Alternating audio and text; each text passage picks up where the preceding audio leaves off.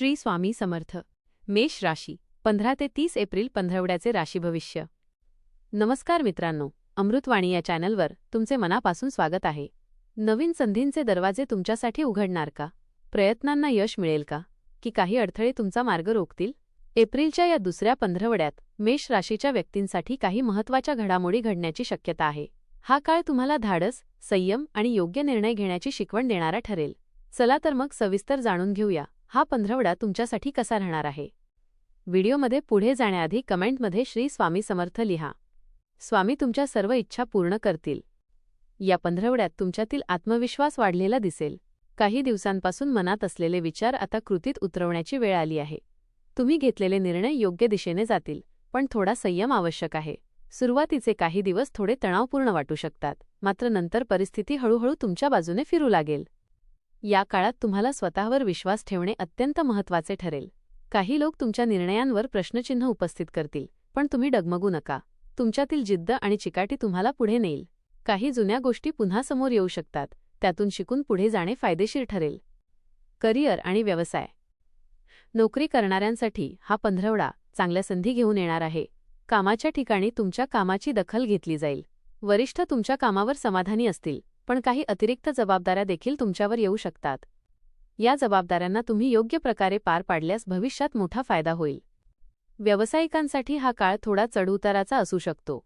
सुरुवातीला काही आर्थिक अडचणी किंवा व्यवहारात अडथळे येऊ शकतात, मात्र योग्य नियोजन केल्यास तुम्ही त्यातून बाहेर पडू शकता. नवीन गुंतवणूक करण्यापूर्वी विचारपूर्वक निर्णय घ्या. भागीदारीत काम करत असाल तर संवाद स्पष्ट ठेवा. गैरसमज टाळा. काहींना नवीन प्रोजेक्ट किंवा कामाची संधी मिळू शकते, जी भविष्यात फायदेशीर ठरेल. मेहनतीचा योग्य मोबदला मिळण्याची शक्यता आहे. आर्थिक स्थिती. आर्थिकदृष्ट्या हा पंधरवडा मध्यम राहील. उत्पन्नात स्थिरता राहील, पण खर्च वाढण्याची शक्यता आहे. विशेषतः घरगुती खर्च किंवा अनपेक्षित खर्च अचानक वाढू शकतात, त्यामुळे पैशाचे योग्य नियोजन करणे आवश्यक आहे. या काळात मोठी गुंतवणूक टाळावी.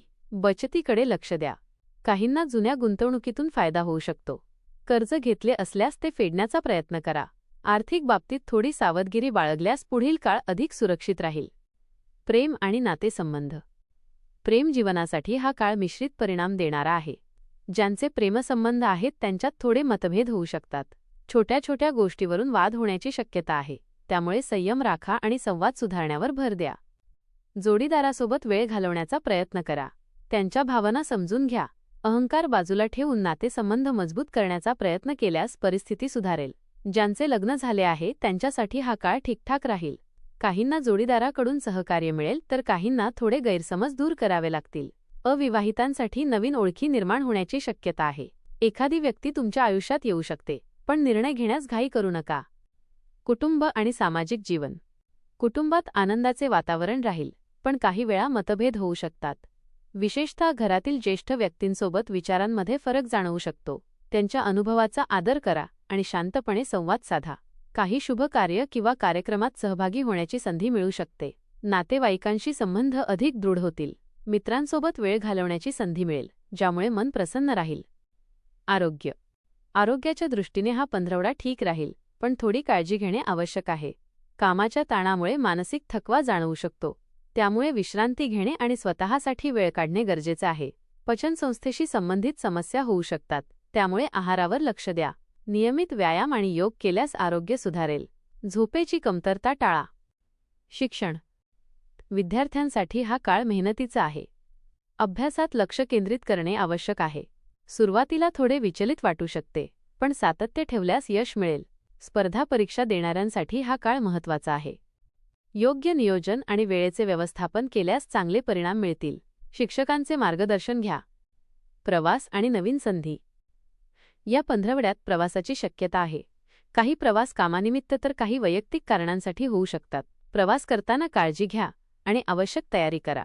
नवीन संधी तुमच्या दारात येऊ शकतात, त्या ओळखून योग्य वेळी निर्णय घेणे महत्त्वाचे आहे. काही लोकांना नवीन ठिकाणी काम करण्याची संधी मिळू शकते. विशेष सल्ला. निर्णय घेताना घाई करू नका. आर्थिक बाबतीत सावधगिरी बाळगा.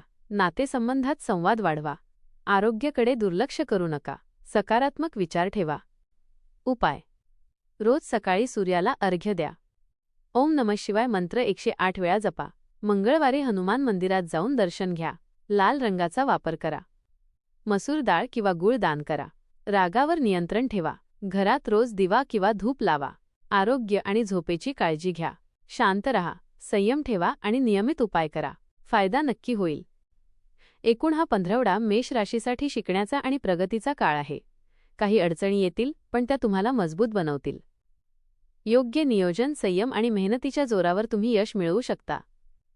जीवनात पुढे जाण्यासाठी हा काळ तुम्हाला नवीन दिशा दाखवेल. स्वतःवर विश्वास ठेवा, कारण तुमच्यात ती ताकद आहे जी कोणतीही परिस्थिती बदलू शकते. हा पंधरवडा तुमच्यासाठी प्रगतीसोबत काही आव्हाने घेऊन येणारा आहे.